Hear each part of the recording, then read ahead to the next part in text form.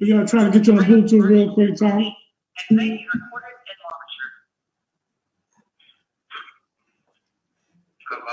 Yeah, Thomas, we're trying to get you on this Bluetooth But here. what up, y'all? You know what I'm saying?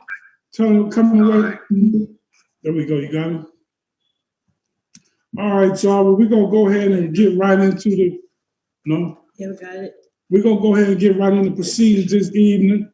Lisa, you want to take it to the bridge? So today I'm going to talk about the Marion Correctional Facility and the things that's going on at the Marion Correctional Facility. Right now, it's crazy there. Their lives is in danger.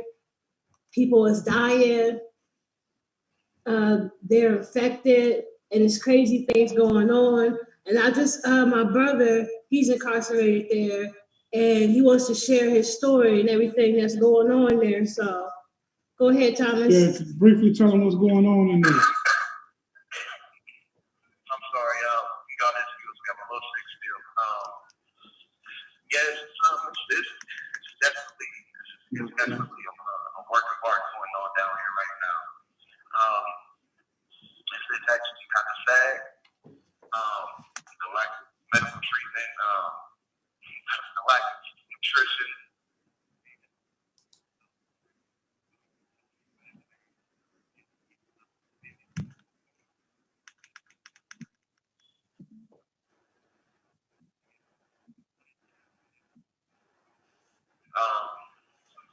Try to get it. I haven't seen a doctor since they told me about me having corona or anything of the sort. For y'all who can't hear real quick, this is Lisa's brother who's in Marion, and who has contracted the coronavirus in there. Okay, we got him on Bluetooth now. All right, go ahead.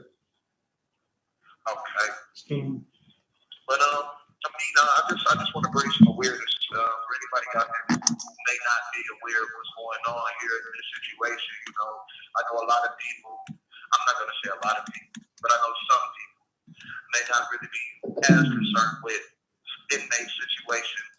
You know, some people feel like certain people don't get to certain places, but you have to understand that some people are just people who've made mistakes, and a lot of these men in here do have outdates,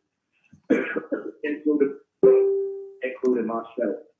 You know, I'm only about 18 months to the door to my judicial release date. I would love to live to see that date, but with circumstances like this, where I'm quarantined on a block with 104 other inmates, we're already overpacked, overcrowded, being underfed. The conditions are unsanitary. You know, the mask rule isn't being enforced here. You know, and then the changing of the guards, the constant guard switching going on. You're allowing guards to leave, go back to the general population, and then come back into the prison. You know, and they're bringing it in. I mean, this is the only way I got in the first place. It's not like I can go home, take a break from prison, and come back. You know, so I got it from one of the CEOs. You know, and I guess they feel that isolating us on the block, I can let it ride out the best thing to do right now, because that seems to be exactly what they're doing. They haven't really done too much to help anybody, really. This call is originating from an Ohio. yo, we got right here live from Marion. You want to say To my understanding, Hold on, Thomas. I just want to make people aware of what's going on, because we did have a little bit of technical difficulty in the beginning. So if you didn't hear, my brother is in Marion Correctional Facility right now, and he has contracted the coronavirus. So he has tested positive, and he's just sitting here telling his story and the situation of things going on. They're infected. It's not being isolated. They're underfed,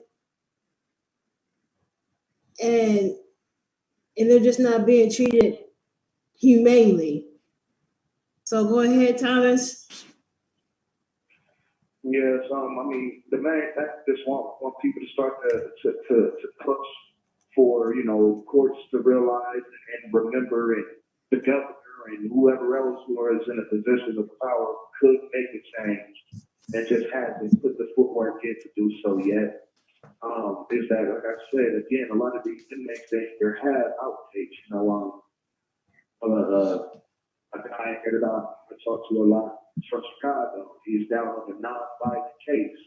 He actually only has about 8 months left. They refuse to let him go.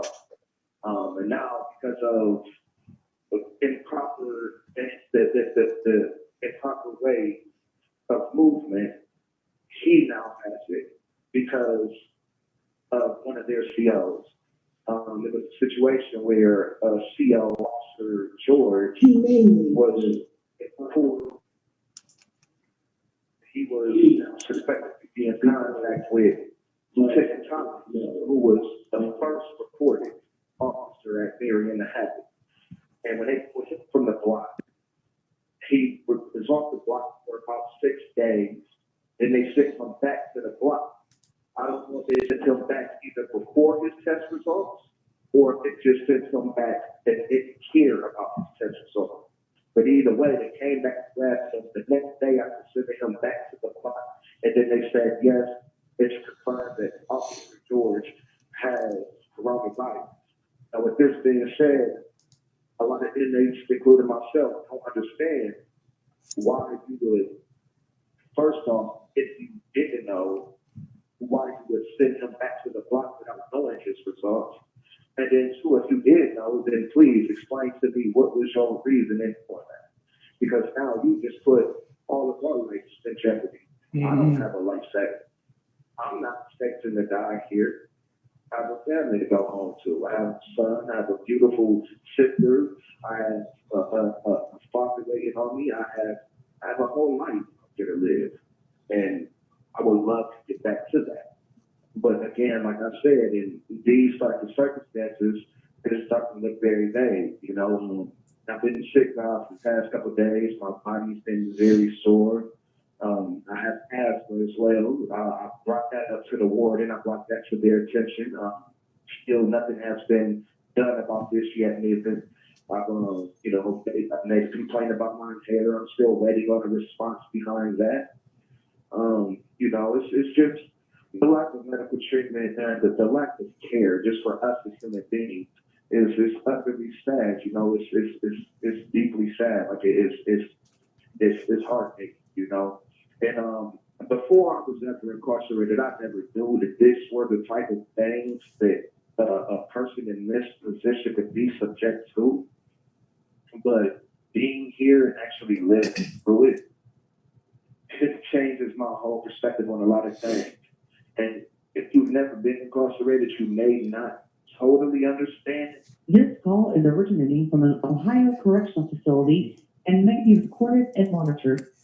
You may not totally understand where I'm coming from. Yeah. Lock yourself in the closet with the flu. Please tell me how you feel after a week or two. Yeah, I can definitely understand that, Thomas. So we got some comments here. Yeah, we got a lot of people want to get into this. Joelle commented, she said all her prayers are with you.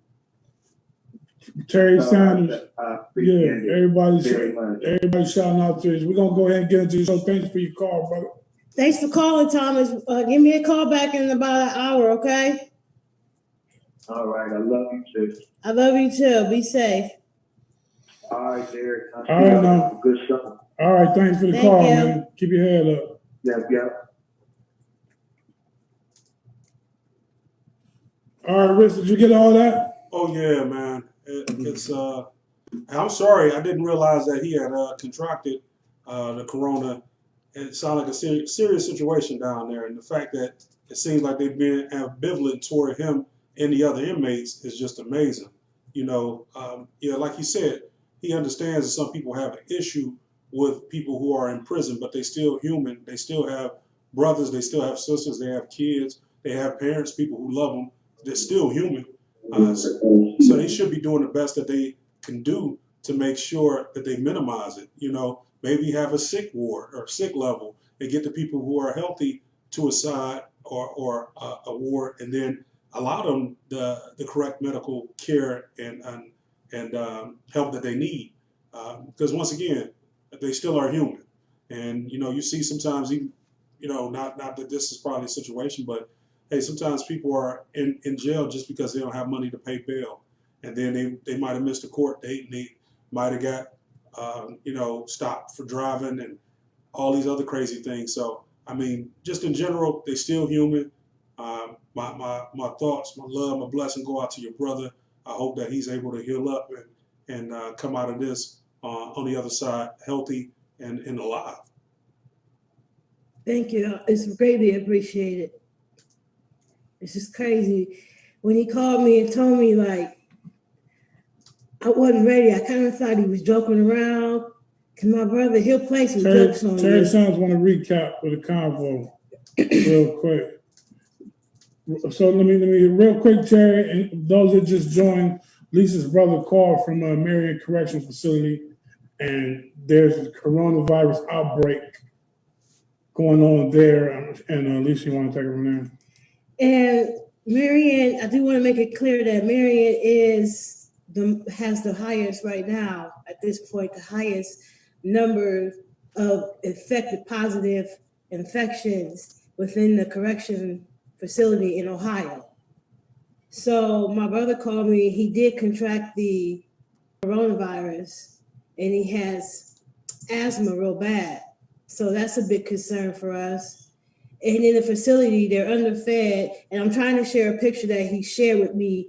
I'm trying to share it now, but I did share it in the group earlier, so I'll share it again. And they're underfed. They're understaffed, not understaffed, but they're not getting the right medical treatment that they need. They're not being isolated, and they're just basically being treated inhumane. And it's not, Marion's not the only one. It's really all the correction facilities that are in Ohio. And yesterday, they did have a protest outside of Marion. So basically, my brother has been trying to bring light to the situation and bring some noise to the situation, because regardless of whether he gets out, there's still people that's in there. And there's going to be people that's going back, or, you know what I'm saying? And if nobody brings light to the situation, then it's just going to continue. So I just want to bring attention to the situation and remind y'all that, yeah, these people are in jail for whatever crime that they may or may not have committed. But at the end of the day, they're still people, and they need to be treated better. And the more voices that we have on any situation, the more attention you bring to it, the more it's likely something's going to be done. So let's send out our positive energy. Let's send out some attention to the situation, because your loved one could be in jail. He might not be in Marion, but this situation right now is hectic in all the jails.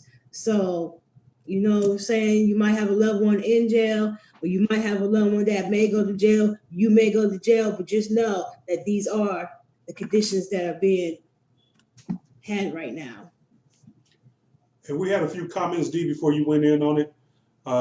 Georgia Har said they need an isolation unit for the inmates. She works in the medical field as well.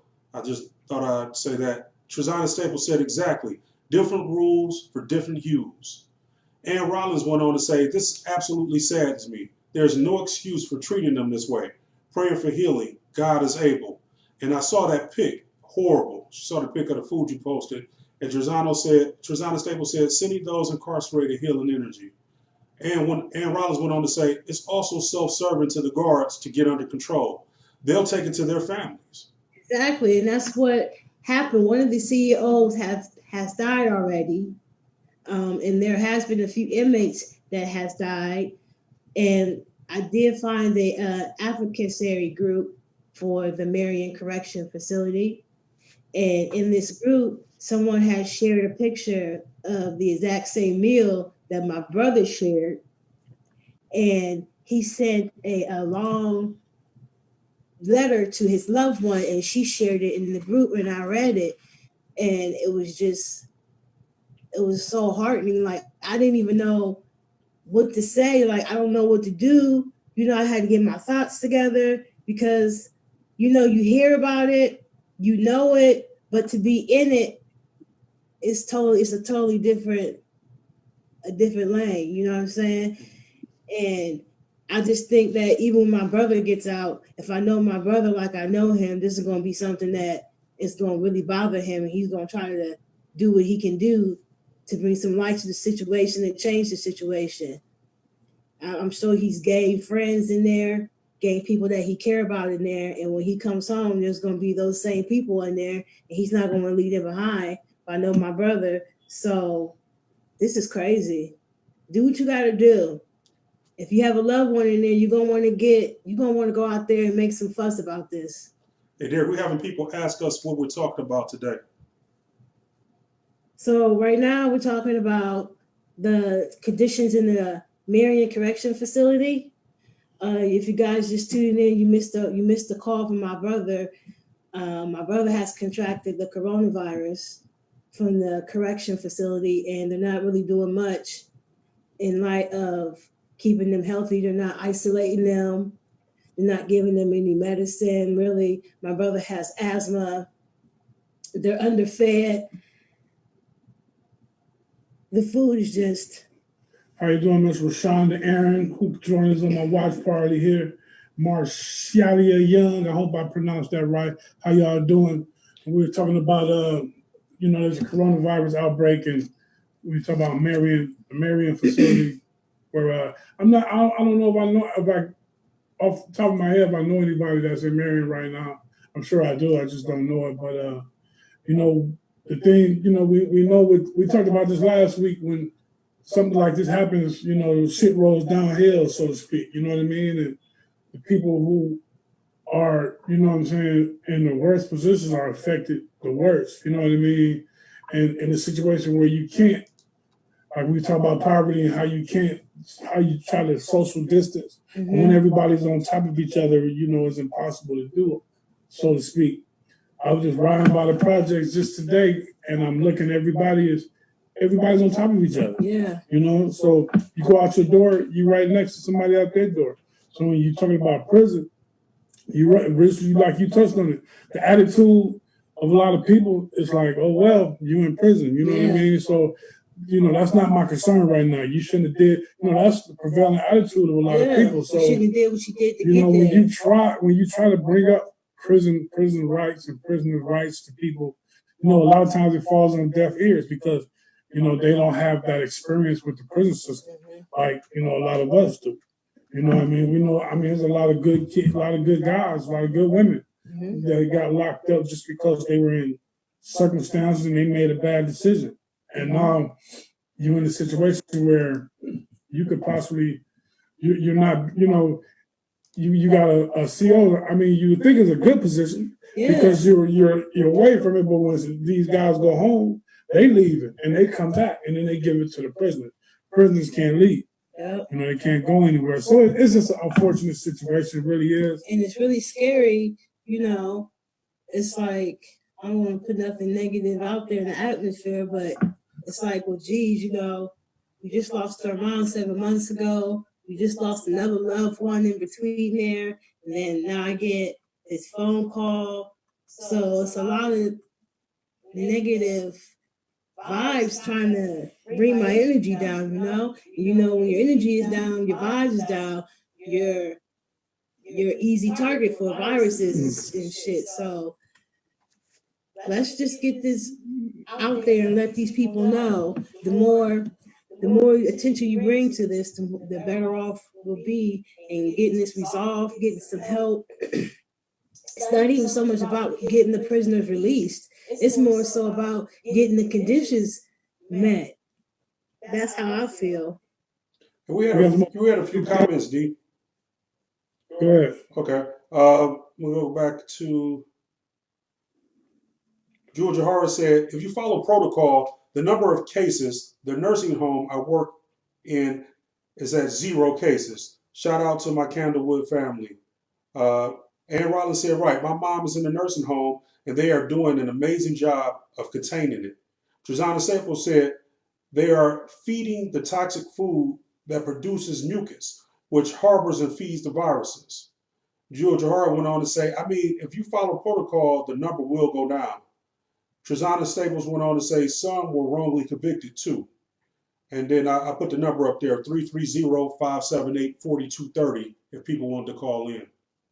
But you touched on something that we talked about earlier, Lisa. You know, when you're talking about finding off a virus, two of the most important things is your diet and rest. You know what I mean? And when you're in the prison, when you're eating the stuff that they're eating, your diet is actually feeding the disease or the virus. And also, there's no rest. You know, I don't know. I mean, I ain't never been locked up, but I don't think I could. You can fall asleep, but there's no rest.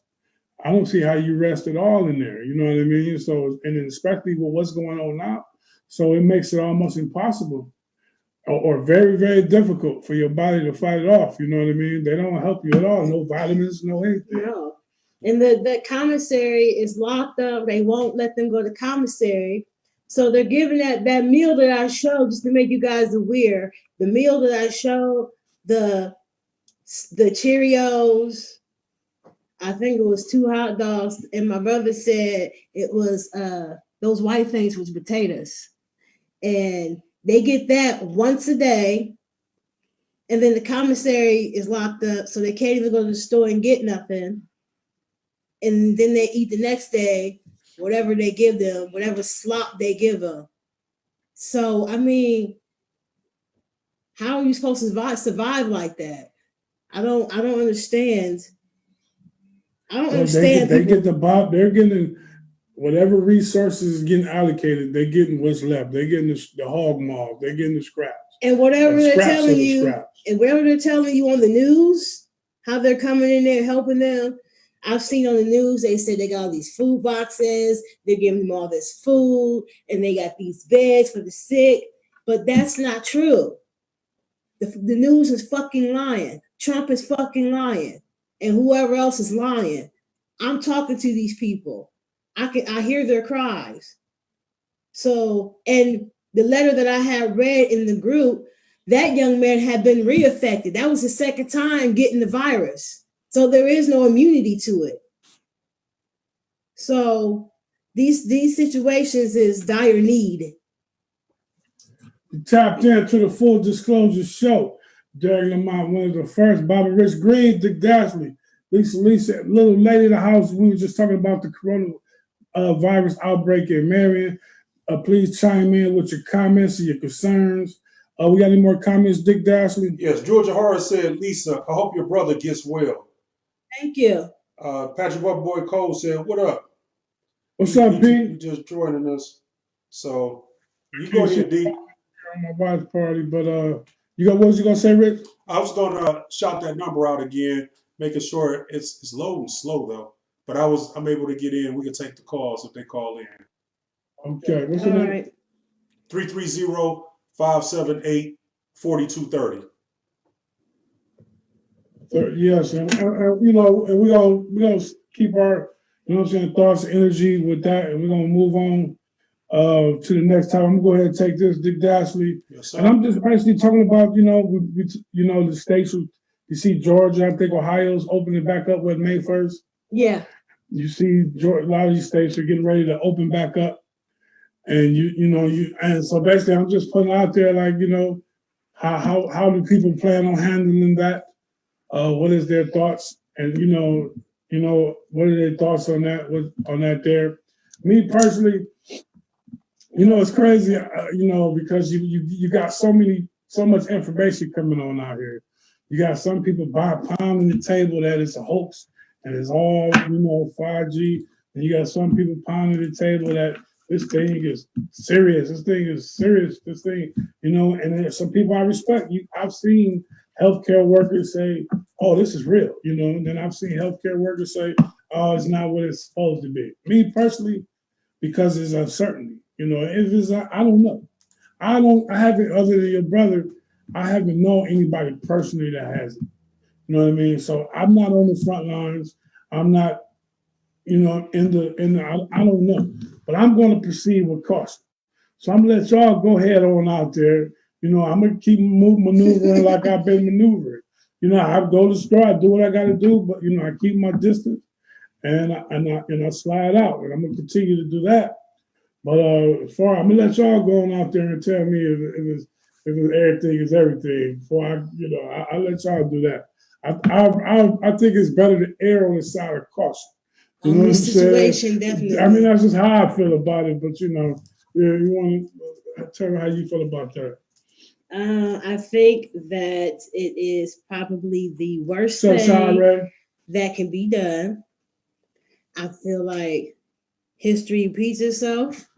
What is it? The Spanish flu? Yeah. When they released people early and he had a reoccurrence and it was worse than the first time. Mm-hmm. I think that we may be in a situation such as that. I'm hoping that I am wrong, and I'm hoping that it won't be that way, but people aren't smart. People aren't very hygienic.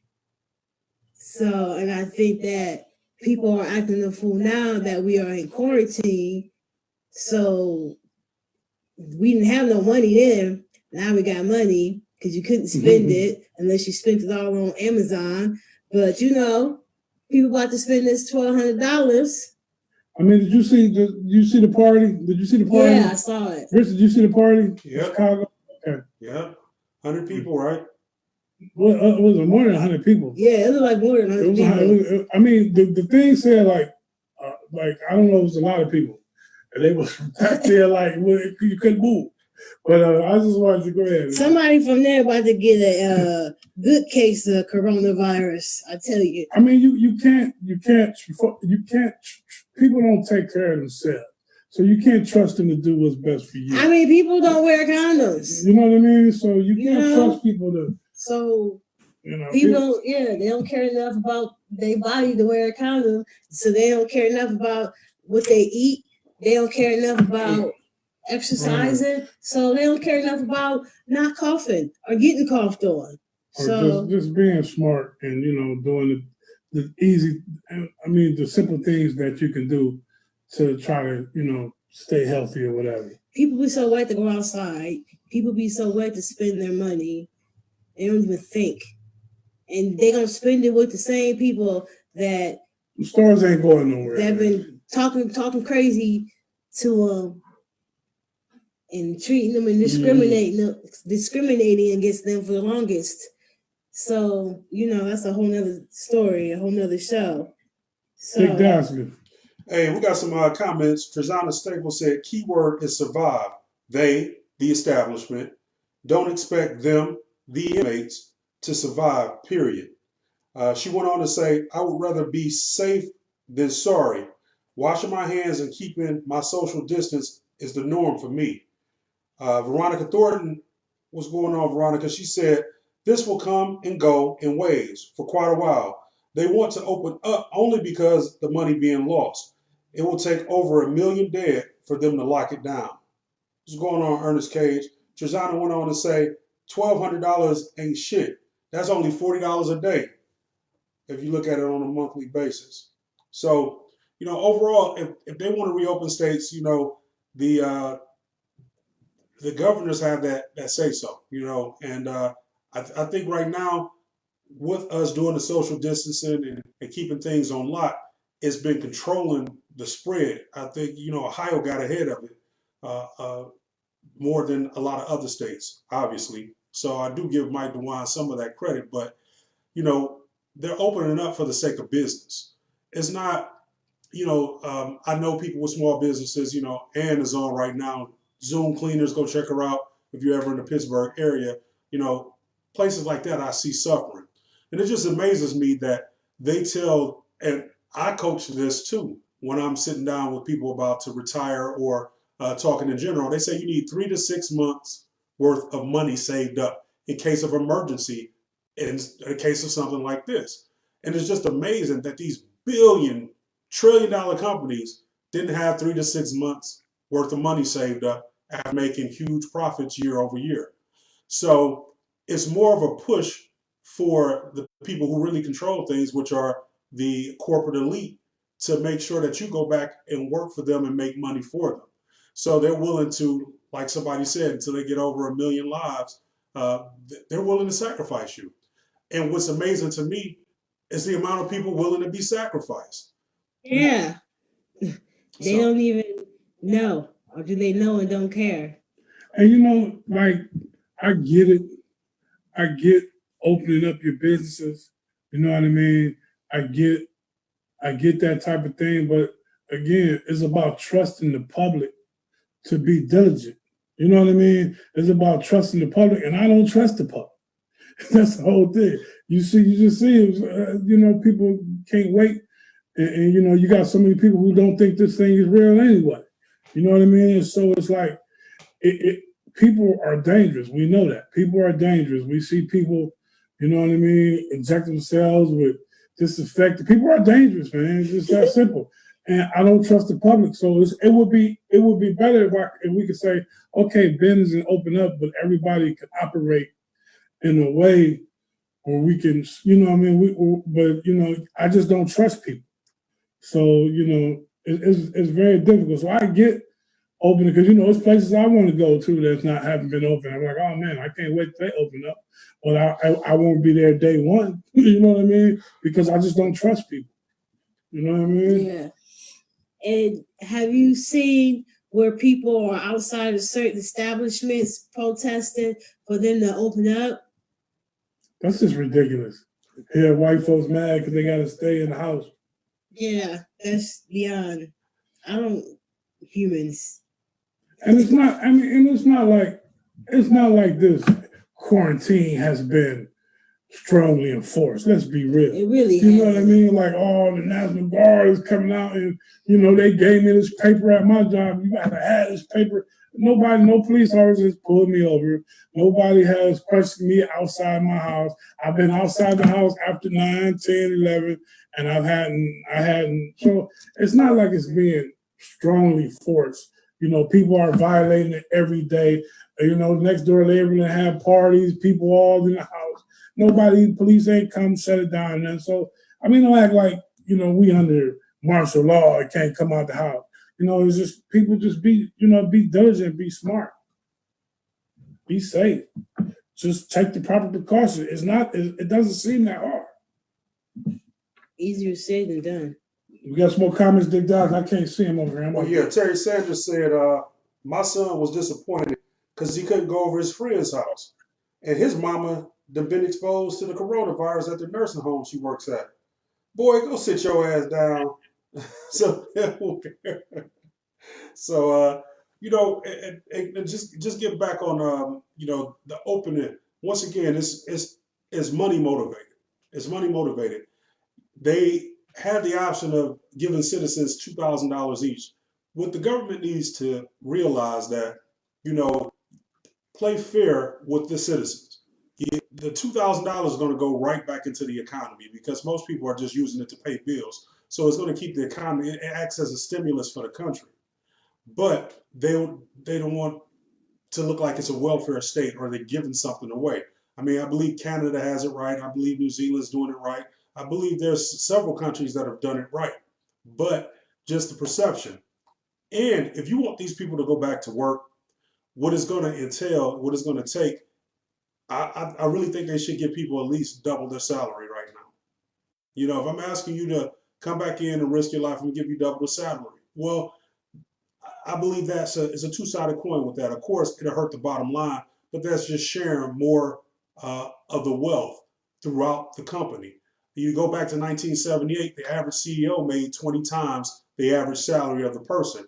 Right now, it's like 200 times. In some places, it's 1,000 times. Look at Jeff Bezos. So it's just sharing the wealth. You know, once they weakened the unions, the whole nine, you didn't have anybody advocating for you. People said the state will do it. Well, we see what happens. Absolute power corrupts absolutely. Yeah, man. So I wanna urge people to be wary.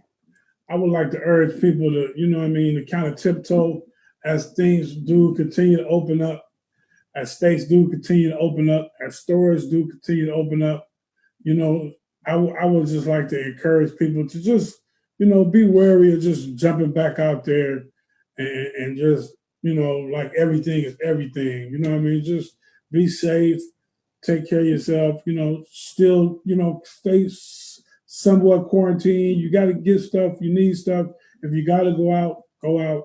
If you don't, just, try to avoid the extra, and just like tiptoe our way back into this thing and see how things go.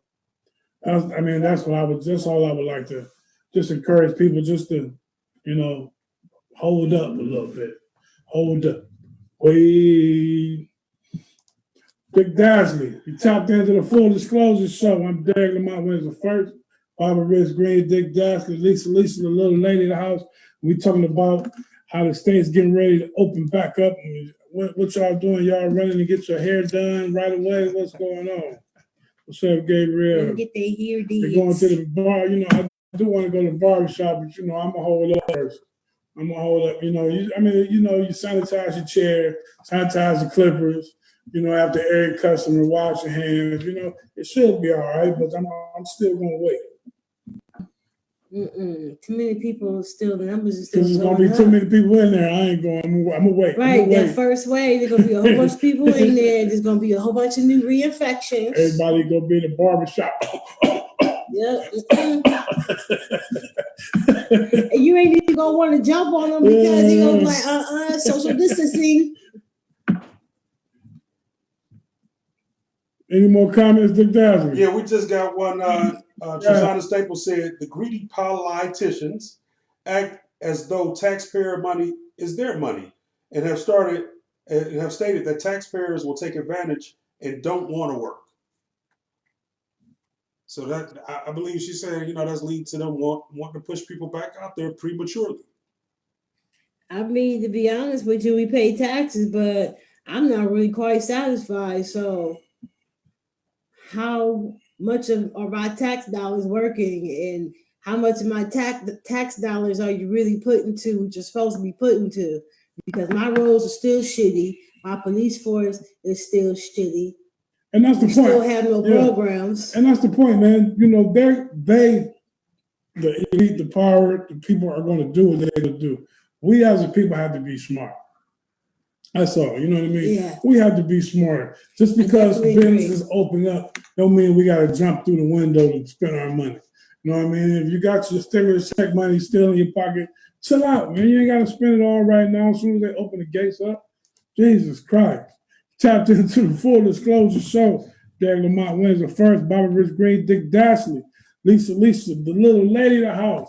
And we're going to go ahead and get into social media post of the week. Dick Dasley. Hey, real quick, Trezana Staples said, her either, Lisa. She's like, me either, Lisa. Girl, me neither. Hey, so social media post of the week, I shared something in the group about Michael Rappaport. For you who don't know, Michael Rappaport is an actor. He's been around for years. Started in, what was that movie? Higher Learning? Was it Higher Learning? Higher Learning. It was Remy. Yeah, so he was Remy in that, and then yeah, I'll do it. God, man, I'll do it. So niggers, okay. Classic. Hey, y'all, those lines for the movies for y'all be outside picking it, So, but he will know. Just so you don't know, he a big hip hop head too. So I will give him props. He goes against a lot of the things that the power establishment has. He just had a call to arms related to hip hop and what is it doing since this lockdown. I just want to go ahead and play this clip. Yo, where the fuck is hip hop at? Where the fuck is hip hop music at? Where the MCs at? Where's the leadership at? Hip hop is supposed to be the voice of the people. Hip hop is supposed to be articulating what's going on. And not one song, not one verse, not one freestyle about the actual blood, sweat, and tears that we've all been dealing with for the last fucking 7 weeks. Not one, nothing Nobody wants to articulate the reality of what's going on through music, through rhyme. Where's the fucking MCs at? Where are rappers at? This is why people don't take that new shit seriously. You don't think Tupac would be talking that shit right now? Saying something, putting out a freestyle, not one fucking... Where the fuck is hip-hop at? All right. So he said it. He put it out there. He called the arms. He was really talking to the new hip hop artists, you know, the ones that are really big right now, more than just, you know, going on social media or anything like that and talking, but actually dropping the verse and articulating it using their art form. He's asking, where are they? You know, you've had people in the past do things, you know, I remember when Barack Obama got elected, my president is black. I remember when President Trump got elected, Eminem did the freestyle of the year about this man. Where is the new breed of MC? And we talked about this in the discussion on the Full Disclosure Show's page, the group. Check it out, Full Disclosure Show group, and also the page Full Disclosure Show. And go hit like, join, and then be part of the discussion. But in that discussion, we had a few people who were like, you know, they agreed with him. It's like, hey, where is everybody at? And I'll say here what I said there. When you look at hip hop, it follows the arc that the civil rights movement followed. And I know this is kind of going deep to get to this answer, but you look at, we just look for integration. We look for acceptance. You know, we thought maybe if we worked next to somebody, we'd have what they have. Not realizing there'd be different rules, the whole nine. But prior to that integration, we had our own things. We had our own hotels, our own restaurants. We had our own bus systems. We had our own economy, what have you, in our own neighborhoods where the dollar circulated a few times. If you're looking over my shoulder, you see that book back there, Black Labor, White Wealth, that talks about this. So our money was circulating.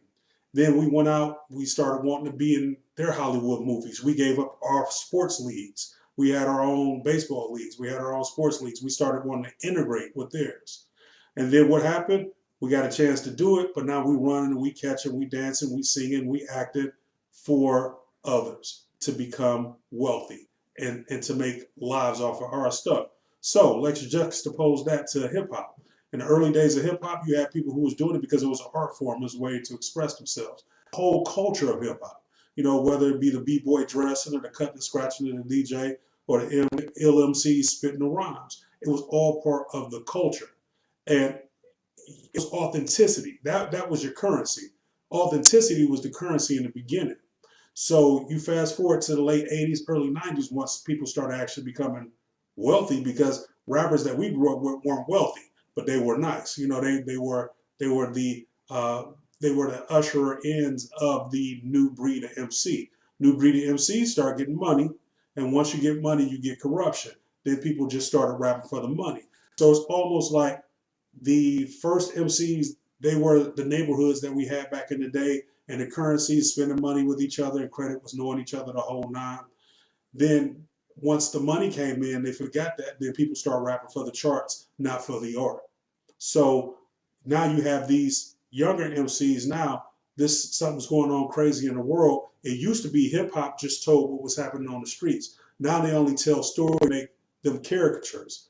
I can't necessarily just say it's all their fault because we're raising these young people. So we have to take onus as the old heads, as the past generation, of what are we teaching them? Are we teaching them just go for the money? Or are we teaching them integrity? So I think it's a call to arms for a lot more than just current hip hop artists. And with that, Lisa, I'd like to see your thoughts. I think I see some stuff popping up before we get into it.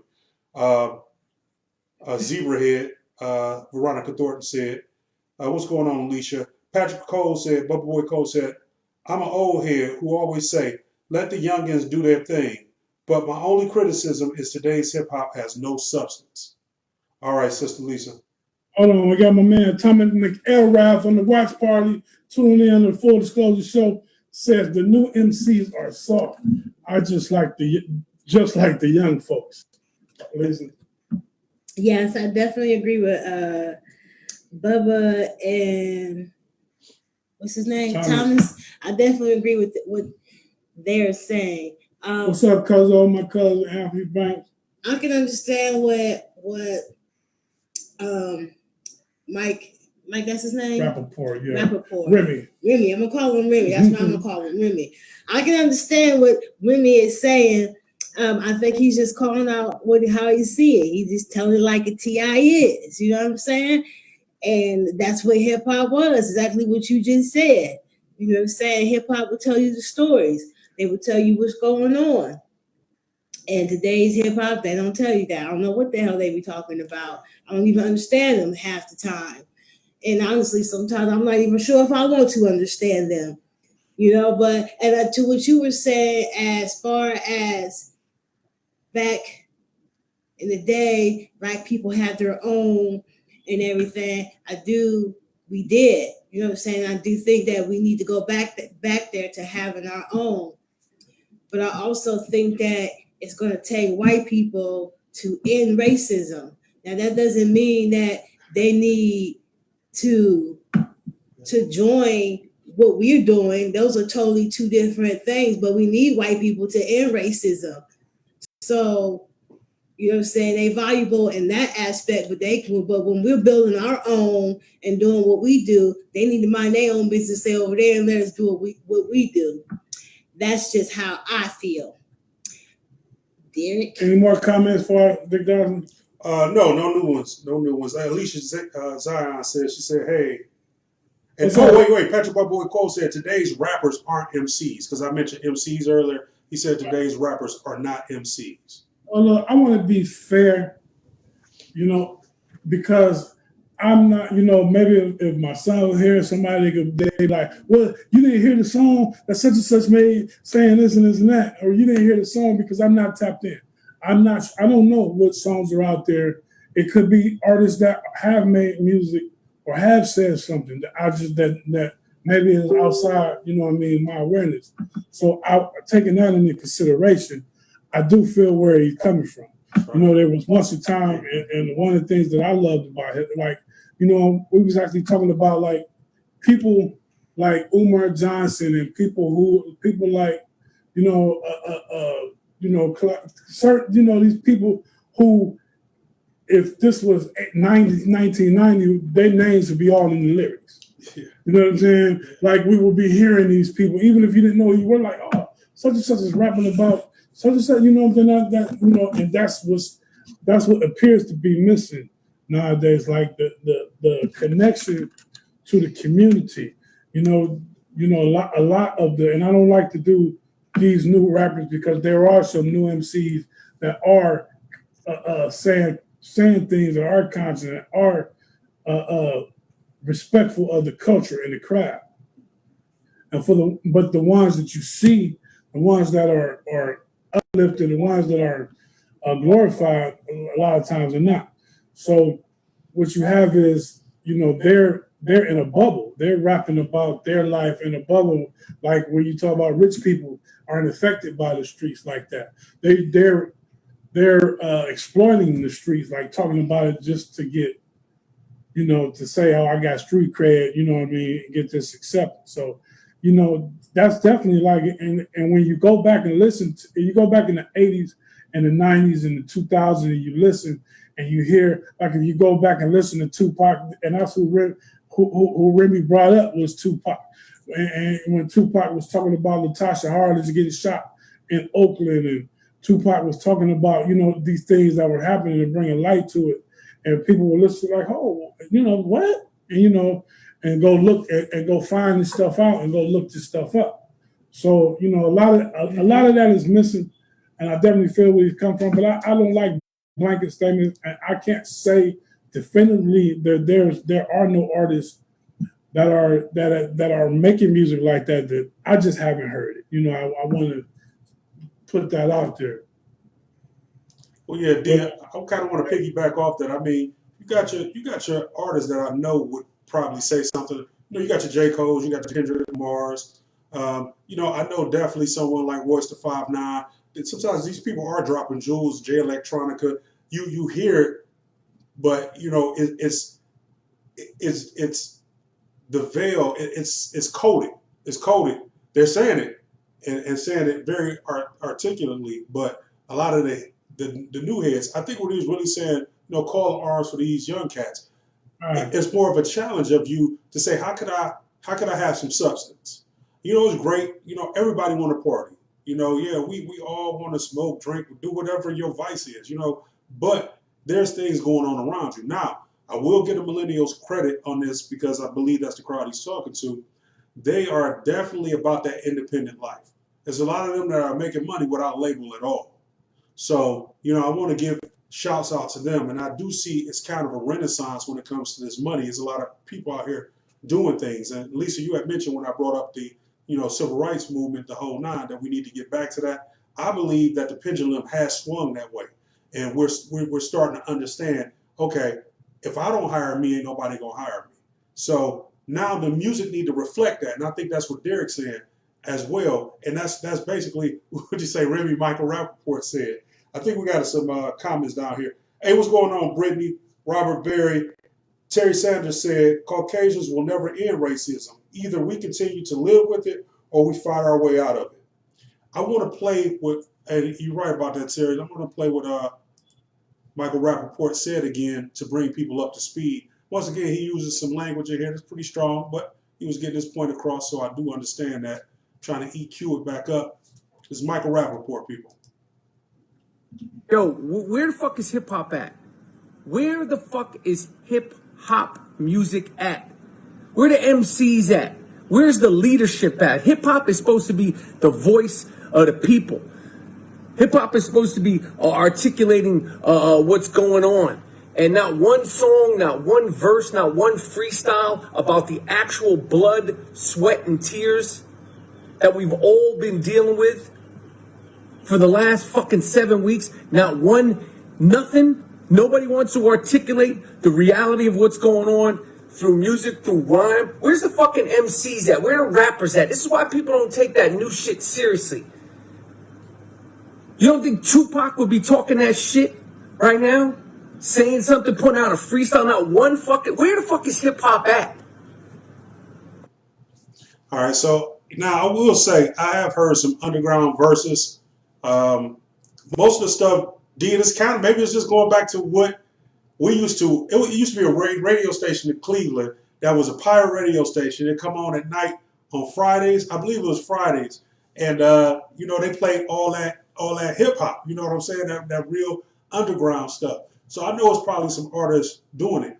But, I really think, and once again, I can't speak for Michael Rappaport or Remy, but we're the higher profile, and I don't want to call nobody out by name because I just might not have heard it, but it's some big rappers out. You got, well, I guess I got to say some names, Lil Baby, Dub Baby, all the other ones that do that mumble stuff. I'm not dissing it because some of the beats nice. I don't understand what they're saying, but it'd be good to have some of those artists who are independent come out and say stuff.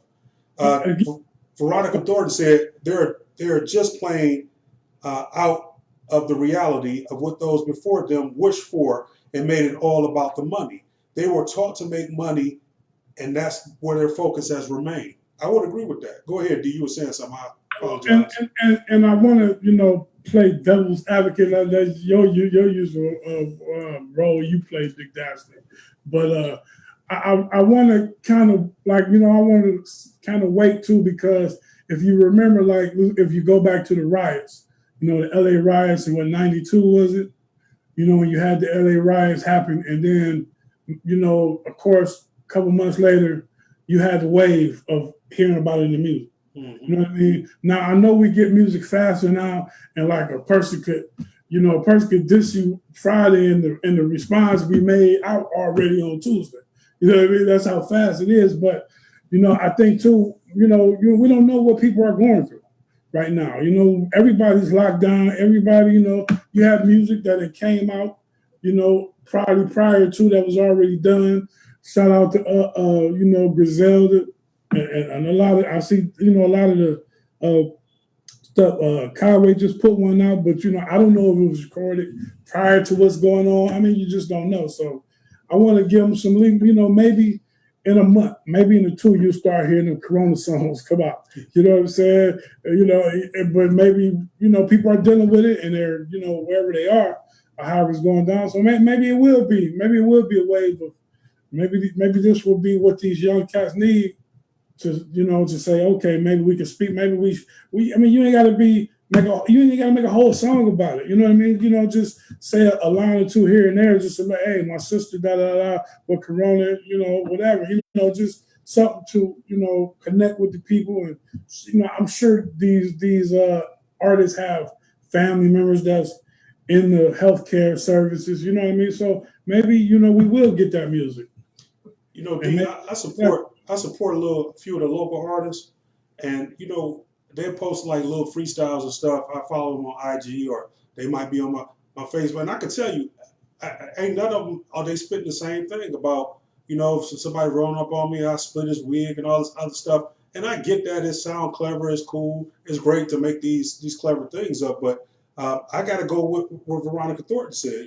We made it about money, and they just taking that baton. We got to go ahead, make sure we show them how to talk about current events, and then on top of that, ownership. But Trezana Staples said the COVID-19 changed the game. Everything is changing rapidly, more than ever before. This is a new awakening for everything: commerce, business, music, education, etc. Patrick Bubba Boy Cole went on to say, that's right, underground is where the real MCs are, like it's always been. Terry Sanders said, what is the brother expecting rap music to be able to accomplish? And then Trezana Staples said, all the arts and artists in every genre been doing live concerts. The game changed. So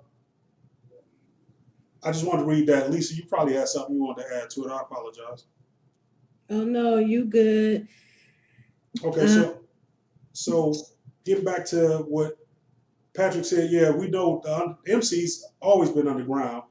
And then Terry said, what does the brother expect the rap music to be able to accomplish? I can't say that he said it's going to accomplish anything, but going back to what we were saying, the music, go back to the message. Don't push me because I'm close to the edge. He just described life in the hood at that particular time. You go back to any of the NWA stuff in the beginning, it just described what they were doing. So it's a reflection. And then, Derek, you mentioned right after the riots at the Rodney King and the NWA made that song. It was a few songs came out. Bloods, Crips on the same squad. With the essays coming, man, it's time to squad and mob. So it's things that are intertwined in the music that are current at that particular time. And I believe that's just what he's saying. Now, will it affect any change? I don't know. But what it can do is maybe they can learn from the mistakes we made coming up. We were part of the crack epidemic. We were either using it or selling it. Some people abstained all the way, so it just went black and white like that. But some participated in some way. Hey, real quick, I was watching shout out to People's Party, Talib Kweli, right? And he had a guest on their LP. Now, people don't know LP is one half of Run the Jewels with Killer Mike. Yeah. LP is a white dude who's been hip hop since day one. And LP talked about, how hip hop formed his views of life now as a man. Like as a white dude growing up privileged with white privilege, listening to hip hop made him understand that the life that he was living was bullshit, basically. You know what I mean? So, that you can't overstate an effect when somebody is talking that real. You know what I'm saying? And putting it out there in a certain way, how it can affect a person's mentality and a person's viewpoint. You got all these white people listening to this music thinking everything is hunky-dory and we just twerking and barking and everything is everything. And no, it's not. We need to be real people. You talk about building these caricatures that people are looking at and they don't have to have any feelings for it. You know what I mean? And when you actually putting your life on the line and your life and what's going on, really, it can affect how people on the outside view, you know what I'm saying, what the situation is and how they deal with it. I agree. Alicia Zion said, I think he wants to hear the current situation reflected in the lyrics. Yeah, because that's what we grew up on. You know what I mean? Yeah. And you have a generation that didn't grow up on that. you have a whole generation that just grew up on, you know, just making music and making it sound good and having fun and getting paid and being, you know, famous. You know what I mean? So, you know, the ideal of what it is to be an MC. Chasing fame, Yeah. chasing money. The industry isn't looking for sound so much anymore. Talking about being original, talking about current important situations. Now they want people talking about all these negative things to influence people to do. And music influences people. It influenced people back in the 60s, back in the 50s. You know what I'm saying? Music has always influenced. Music has always been a universal language. Yeah. And it influenced your life. People find their style from music. People find their sound, who they are. They'll hear a song and it may reflect who they feel that they are. Mm-hmm. You know what I'm saying? So music is a influencer. Hip hop. That's why it's so important. Well, I think what we learned before you close it out there, I think what we learned is, it used to be a saying that, you know, art reflects life. And that's what hip hop was when it first started. Then a lot of the violence and a lot of the misogyny and a lot of the excess came in. And then life started reflecting art. Well, if we know that we can have that impact on a whole generation by talking inane stuff that makes no sense, what would happen if we spent a whole generation of hip hop, about 10, 15 years, but let's just say 20 years. We spent a generation of putting that positive thing out of how you connect the dots, you know, and this is how you make $1 million, or this is how you build a community for your people. Now, imagine what 20 years from now would look like. If these kids, they understand, okay, I can go make money, I'm just having fun. We were talking about this lavish lifestyle. These kids are actually living that lifestyle that the rappers back in the day was talking about. When Special Ed was talking about he owned an island and all that stuff, he didn't have it. These kids are wealthy enough now to go out and buy an island. You hopefully you understand what I'm saying. So it used to be that art imitated life. Now life is imitating the art. Well, what you have is, you know, the consumers. We as consumers are a big part of that as well. You know, we say we want things, but when, you know, when artists like Public Enemy could sell 2 million albums, artists like BDP, they could, you know what I mean, they could sell records like. So now you have artists like, you know, I saw it again, Rhapsody, and you know, who's not going to be able to move as many units as a Meg Thee Stallion. Right, because she ain't showing her body. Right, so what do you know? So the record companies are going. What are they going to put? What are they going to put money behind? What are they going to promote? Like we have to, instead of talking about what we don't want, we have to, you know, again, promote and produce the people that we do, the people who are being positive, the people who are doing these things, you know, are going unnoticed a lot of times. You know what I'm saying? You see, like, you know, we do this show and you see, you know, jackass shit going viral all the time. You know what I mean? So it's like, well, people get what they pay for.